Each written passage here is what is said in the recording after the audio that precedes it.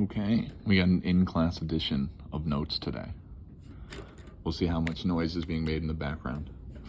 So we're working on a new section here today, area between curves. And we can see the area,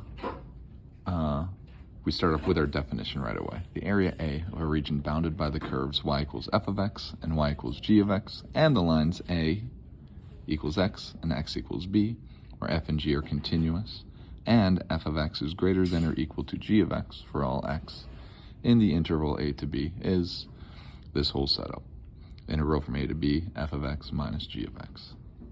Take a second, read through it. There's really one big takeaway to get all this. From this, what we're really thinking is it is an integral of the top function minus the bottom function. That's really what we got to be thinking. So let's go through and see how that's going to work out. We're looking for find the area of the region bounded above by y equals e of x and bounded below by y equals x. And it's bounded on the sides by 0 and 1. So this one kind of gives it away, telling us what's on top and what's on bottom. But let's take a look at it anyway.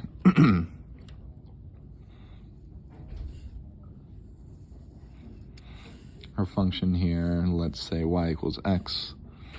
Nice, easy one to look at here, right? It's just going up.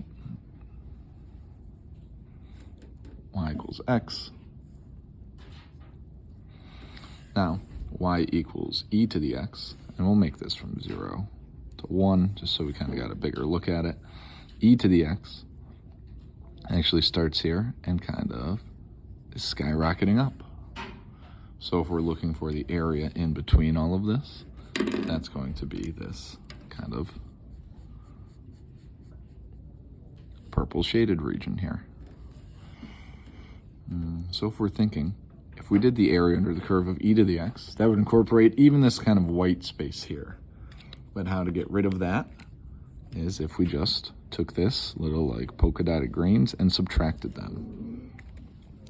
So kind of like this setup up here said, we need an integral. It's from 0 to 1, or with respect to x.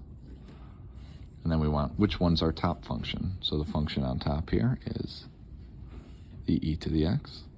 And we should be subtracting the function on the bottom, x. Take our antiderivative of both sides.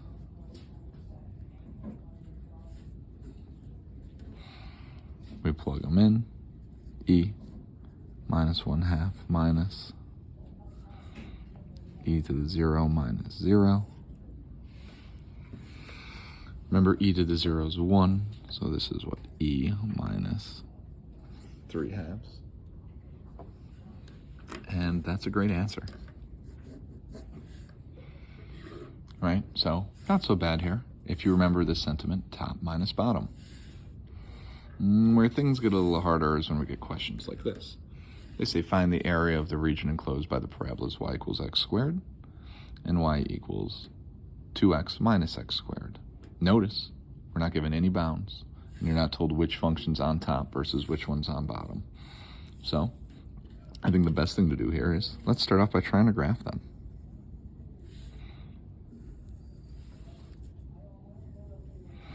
And y equals x squared, we know is a nice little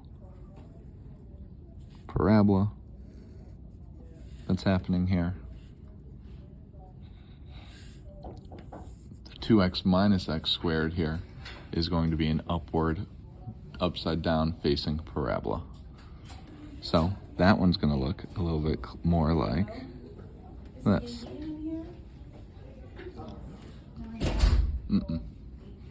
She's supposed to be back anytime during your class periods? I don't think so. She's at an appointment. Tristan, you're actually on my list too. So then notice this upward down facing one is here, right? It's a parabola upside down. If you don't know exactly where all those points are, you kind of have to go through and curve sketch it a little bit. If you're really confused about what happens where, we can find out where the zeros are. So if you set this equal to 0,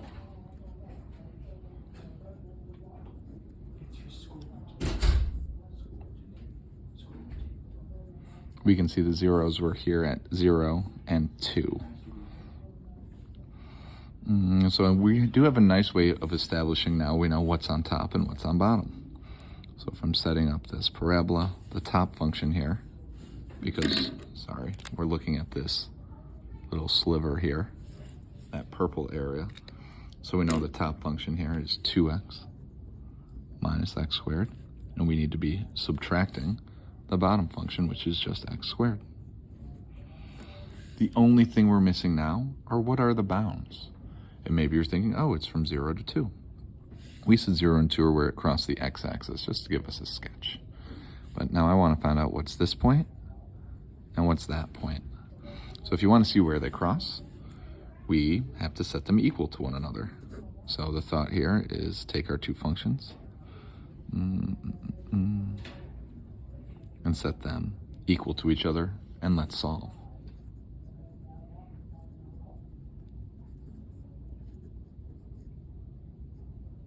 What do I have here? Whoops. So we have 0 and 1 for where they cross. So 0, 0 and 1, 1 is where they cross. And that means that's what our bounds are going to be. So let's go through and actually solve this integral.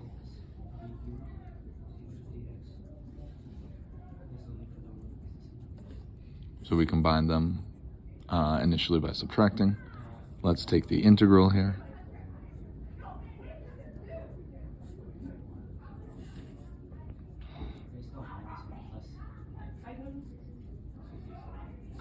We evaluate these numbers, and we're left with 1/3 as the answer here.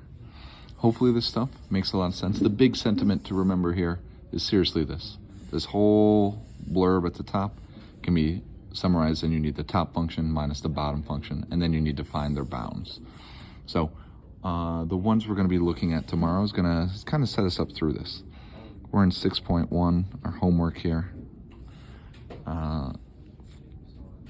We're doing 1 and 2, 5 and 6, and then 13 and 14. Each kind of different flavors of these integral set up questions. Okay, I'll see everyone in class tomorrow, even though I see you now. Creepy.